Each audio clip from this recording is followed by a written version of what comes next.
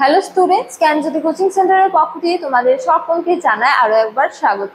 তো স্টুডেন্টস, আজকের ক্লাসে আমরা যে বিষয় নিয়ে আলোচনা করব তা হলো প্রাচীন প্রস্তর যুগের বৈশিষ্ট্য সমূহ নিয়ে। ঠিক আছে, তো এখানে বৈশিষ্ট্য সমূহ বলা হয়েছে কারণ প্রাচীন প্রস্তর যুগ সম্পর্কে যা যা আমাদের জানতে হয় তা নিয়ে পুরো আমরা আলোচনা করবো। পুরো ডিটেলসে আমরা প্রাচীন প্রস্তর যুগে যেমন মানুষরা কি ধরনের জীবনযাত্রা করতো, তাদের হাতিয়ার কি ছিল, তার আজকের ক্লাসে আমরা ডিটেলসে আলোচনা করবো। তাই এখানে বৈশিষ্ট্য বলা হয়েছে। ঠিক আছে, তো প্রাচীন প্রস্তর যুগের বৈশিষ্ট্য সমূহ বা প্যালিওলিথিক এজে যে ফিচার্স গুলো রয়েছে তা নিয়ে আজকের ক্লাসে আমরা আলোচনা করব। তো আলোচনা শুরু করার পূর্বে তোমাদের বলে রাখি, তোমরা যারা যারা বিইউ অর্থাৎ বর্ধমান ইউনিভার্সিটির অন্তর্গত ফার্স্ট সেমিস্টারে রয়েছে, তোমাদের যাদের যাদের মেজর হিস্ট্রি রয়েছে তাদের পেপার ওয়ানের একটু গুরুত্বপূর্ণ টপিক নিয়ে আজকে আমরা আলোচনা করব। তো চলো দেরি না করে আমরা আজকে আলোচনা শুরু করি। আচ্ছা, তোমাদের বলে রাখি যে তোমরা যারা যারা ফার্স্ট সেমিস্টারে রয়েছে তোমাদের কিন্তু মেজর পেপার ওয়ানের দুটো সিলেবাস রয়েছে। তো আমরা কোন সিলেবাসের উপর ক্লাসগুলো নিয়ে আলোচনা করছি তা কিন্তু আমি আগের ক্লাসে তোমাদেরকে বলে রেখেছি। ঠিক আছে, তো দেখো প্রাচীন প্রস্তর যুগ এক্ষেত্রে বলা যায় যে আগের ক্লাসে আমরা প্রাগৈতিহাসিক যুগ নিয়ে আলোচনা করেছি। সেই প্রাগৈতিহাসিক বা প্রস্তর যুগকে কভাবে ভাগ করা হয়, 3 ভাগে ভাগ করা হয়। কি কি? প্রাচীন প্রস্তর যুগ, মধ্য প্রস্তর যুগ আর নবপ্রস্তর যুগ। ঠিক আছে, তো এই যে প্রাচীন প্রস্তর যুগ নিয়ে আজকে আমরা আলোচনা করবো। তো প্রস্তর যুগকে কয় ভাবে ভাগ করা যায়? 3 ভাগে। প্রাচীন প্রস্তর যুগ, তারপরে একটা মধ্য প্রস্তর যুগ আর একটা নবপ্রস্তর যুগ। তো আমরা আলোচনা করবো প্রাচীন প্রস্তর যুগ। তো দেখো এই যে প্রাচীন প্রস্তর যুগ, এই প্রাচীন প্রস্তর যুগ এত বিশাল যে এই যুগে প্রাপ্ত হাতিয়ারগুলির ওপর ভিত্তি করে এই যুগকে আবার প্রত্নতত্ত্ববিদগণ কয় ভাগে ভাগ করেছে? 3 ভাগে ভাগ করেছে। কি কি? নিম্ন, মধ্য আর কি উচ্চ। ঠিক আছে, এই 3টি যুগে বিভক্ত করেছেন কাকে? এই প্রাচীন প্রস্তর যুগকে। ঠিক আছে, প্রাচীন প্রস্তর যুগ এত বিশাল যে এই যুগে প্রাপ্ত হাতিয়ারগুলির ওপর ভিত্তি করে এই যুগকে ওই প্রত্নতত্ত্ববিদগণ কয় ভাগে ভাগ করেছেন? 3 ভাগে, নিম্ন, মধ্য আর কি উচ্চ। ঠিক আছে, তো অন্যদিক থেকে প্রাচীন প্রস্তর যুগকে খাদ্য সংগ্রহকারীর যুগও বলা হয়, কারণ তখনও অবধি তারা খাদ্য উৎপাদন করতে শেখেনি। তো এই যুগকে খাদ্য উৎপাদনকারী যুগও বলা হয়, কেননা এই যে প্রাচীন প্রস্তর যুগ, এই প্রাচীন প্রস্তর যুগ হলো মানুষের আবির্ভাবের একেবারে প্রাথমিক পর্যায়। যে সময়কালে তারা নিজেদের খাদ্য নিজেরা উৎপাদন করতে জানতো না, তারা পশুকে পোষ মানাতে জানতো না, কিছুই জানতো না। তো এই যে মানুষের আবির্ভাবের একেবারে প্রাথমিক পর্যায় অর্থাৎ প্রাচীন প্রস্তর যুগ, এই যুগকে আবার খাদ্য সংগ্রহকারীর যুগও বলা হয়। তো এবারে আমরা একে একে এই যুগের বৈশিষ্ট্য বা বিভিন্ন তথ্য নিয়ে আলোচনা করব। তো দেখো প্রথমে আমরা আলোচনা করব সময় সীমা নিয়ে, অর্থাৎ কোন সময়কাল থেকে কোন সময়কাল পর্যন্ত এই যে প্রাচীন প্রস্তর যুগ রয়েছে এই প্রাচীন প্রস্তর যুগ বিরাজমান করেছিল। তো দেখো এই ক্ষেত্রে বলা যায় যে ভারতের পরিপ্রেক্ষিতে এই যুগের সূচনা হয়েছিল আনুমানিক 2,50,000 বছর পূর্বে এবং শেষ হয়েছে 10,000 খ্রিস্টপূর্বাব্দে। এখানে আরো দুটো জিরো হবে। তো এই যে প্রাচীন প্রস্তর যুগ, এই প্রাচীন প্রস্তর যুগ কত সময়কাল থেকে কত সময়কাল পর্যন্ত ভারতবর্ষে বিরাজমান করেছিল? তো সেক্ষেত্রে বলা যায় যে 2,50,000 বছর পূর্ব থেকে, খ্রিস্টপূর্ব 2,50,000 বছর থেকে 10,000 খ্রিস্টপূর্বাব্দ পর্যন্ত এই যুগ বিরাজমান করেছিল। ঠিক আছে, তো এবারে আমরা আলোচনা করবো এই যুগে মানুষের জীবনযাত্রা নিয়ে, অর্থাৎ তাদের জীবিকা ও বাসস্থান নিয়ে, তারা কি ধরনের জীবন যাপন করতো তা নিয়ে।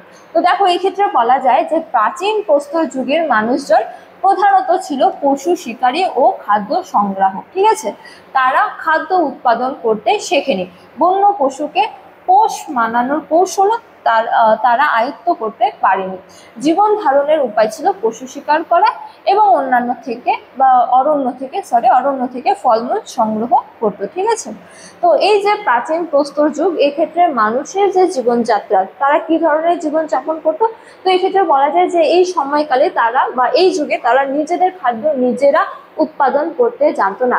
খাদ্যের জন্য তারা পুরোপুরি প্রকৃতির ওপরই নির্ভরশীল ছিল। ঠিক আছে, তো তারা পশু শিকার করে এবং বনের ফলমূল সংগ্রহ করে নিজেদের জীবন যাপন করতো। ঠিক আছে, তো এই যুগে তারা কিন্তু পশুকে কিভাবে পোষ মানাতে হবে তাও জানতো না।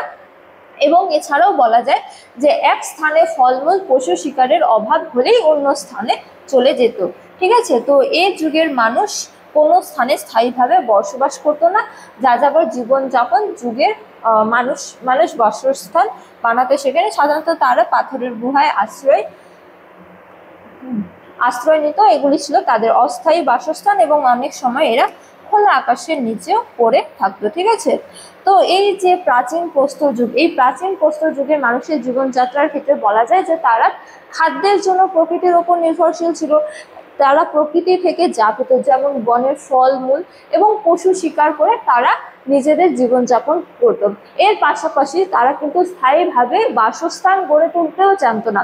তো তারা এক স্থানে বসবাস করতো এবং সেই স্থানে পশুর বা অরণ্যের বনের ফলমূলের অভাব দেখা দিলে তারা আবার অন্য স্থানে চলে যেত। তো এইভাবে তারা যাযাবর জীবনযাপন করতো। তো এই যুগে তারা নিজেদের খাদ্য নিজেরা উৎপাদন করতেও জানতো না, স্থায়ী বাসস্থান গড়ে তুলতেও জানতো না, এবং কি পশুকে পোষ মানাতেও জানতো না। ঠিক আছে, তো মানুষের আরবি ভাবের একেবারে যে প্রাথমিক পর্যায়ে, সেই প্রাথমিক পর্যায়ে মানুষদের জীবনযাপন সম্পর্কে আমরা আলোচনা করলাম, অর্থাৎ প্রাচীন প্রস্তর যুগে। এবারে আমরা আলোচনা করবো তারা কি ধরনের হাতিয়ার ব্যবহার করতো। তারা যে পশু শিকার করতো, সেই পশু শিকারে তারা কি হাতিয়ার ব্যবহার করতো। তো দেখো, হাতিয়ারের ক্ষেত্রে বলা যায় যে প্রাচীন প্রস্তর যুগের মানুষজন ভারী ও ভোঁতা পাথরের হাতিয়ার নিয়ে তাদের জীবিকার ব্যবস্থা করতো। এগুলি অবশ্য ছিল বেশ ভারী ও অমসৃণ। তো প্রাচীন প্রস্তর যুগের মানুষেরা প্রকৃতি থেকে যে আকারে পাথর পেত তা তারা হাতিয়ার হিসেবে ব্যবহার করত। তো এই যুগে তাদের হাতিয়ারের বৈশিষ্ট্য কি ছিল? ভারী, ভোঁতা এবং অমসৃণ। ঠিক আছে, তারা হাতিয়ারে কোনো ধরনের পরিবর্তন করতো না। তারা প্রকৃতি থেকে যে আকারে হাতিয়ার পেত বা পাথর পেত তাকেই তারা হাতিয়ার হিসেবে ব্যবহার করত। সুতরাং এই যুগে তাদের হাতিয়ারের ক্ষেত্রে বলা যায় যে তাদের হাতিয়ার ছিল বেশ ভারী, অমসৃণ, ঠিক আছে, এবং ভোঁতা আর কি ভারী। ঠিক আছে, তো এবারে আমরা আলোচনা করবো প্রত্নক্ষেত্র, অর্থাৎ ভারতবর্ষের কোন কোন স্থান থেকে এই যুগের নিদর্শন আবিষ্কৃত হয়েছে। তো এই ক্ষেত্রে বলা যায় ভারতের বিভিন্ন স্থানে প্রাচীন প্রস্তর যুগের মানুষের নিদর্শন পাওয়া গেছে, যথা পাঞ্জাব, তারপরে রাজপুতানা, গুজরাট, কর্ণাটক, মহীশূর, মাদ্রাজ, বিহার, আসাম, বাংলা প্রভৃতি স্থানে এবং কাশ্মীরের সোয়ান উপত্যকায় এই যুগের কিছু হাতিয়ার পাওয়া গেছে, বা বলা যায় যে ভারতের বিভিন্ন স্থান থেকে, কম বেশি বিভিন্ন স্থান থেকে এই যুগের নিদর্শন কিন্তু আবিষ্কৃত হয়েছে। সুতরাং প্রাচীন প্রস্তর যুগের মানুষের যে জীবনযাত্রা, তা মানুষের আবির্ভাবে একেবারে প্রাথমিক পর্যায়ে, যে পর্যায়ে তারা না খাদ্য উৎপাদন করতে জানতো, না বসবাস গড়ে তুলতে জানতো বা বাসস্থান গড়ে তুলতে জানতো, না হাতিয়ারের ব্যবহার জানতো। হাতিয়ারের ব্যবহার জানতো কিন্তু হাতিয়ার তৈরি করতে তারা কিন্তু জানতো না। তো স্টুডেন্টস, এই ছিল আজকের আমার আলোচনার বিষয়। ক্লাসটি শেষ করার পূর্বে তোমাদের একটা ছোট ইনফরমেশন দিয়ে রাখি যে তোমরা এখানে দুটো নাম্বার দেখতে পাচ্ছ। এই দুটো নাম্বার হলো আমাদের জ্ঞানজ্যোতি কোচিং সেন্টারের অফিসিয়াল হেল্পলাইন নাম্বার। তো তোমরা যারা যারা ভাবছো তোমরা আমাদের সাথে অনলাইনে যুক্ত হবে, ক্লাস করবে, তোমরা কিন্তু এই দুটো নাম্বারের মধ্যে যে কোনো একটিতে যোগাযোগ করে আমাদের সাথে যুক্ত হতে পারো। এছাড়া তোমরা এখানে তোমাদের যে কোর্স ফি তা দেখতেই পাচ্ছ। তো আজকের আলোচনা ক্লাস এতটাই। তোমাদের সাথে দেখা হবে পরবর্তী ক্লাসে। ততক্ষণ তোমরা সকলেই ভালো থাকো, সুস্থ থাকো। Thank you.